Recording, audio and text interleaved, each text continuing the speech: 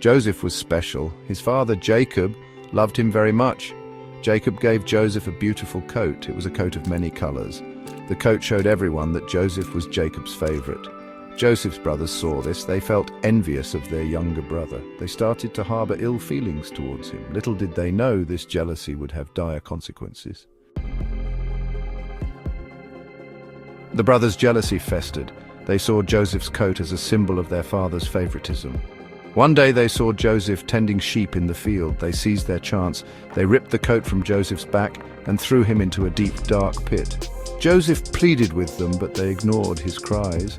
They sat down to eat, indifferent to their brother's despair. As fate would have it, a caravan passed by. The brothers saw an opportunity. They pulled Joseph from the pit. Instead of freeing him, they sold him to the merchants. The merchants were headed to Egypt. Joseph was taken far from his home and family, sold into slavery in a foreign land.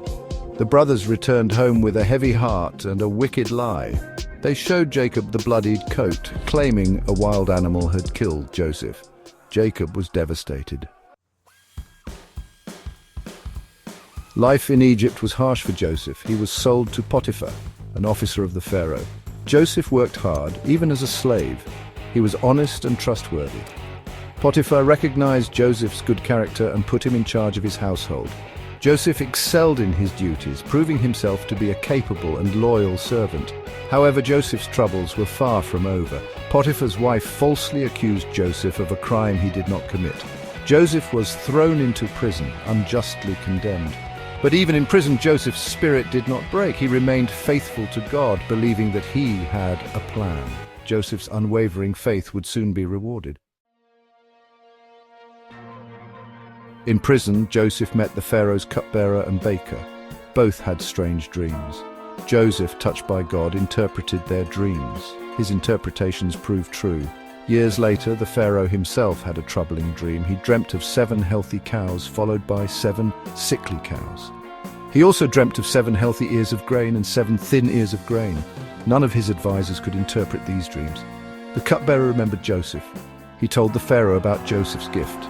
Joseph was brought before the Pharaoh. Joseph, guided by God, interpreted the dreams. He said the dreams meant there would be 7 years of plenty, followed by 7 years of famine in Egypt. Joseph advised the Pharaoh to store grain during the years of plenty to prepare for the famine. The Pharaoh was impressed by Joseph's wisdom.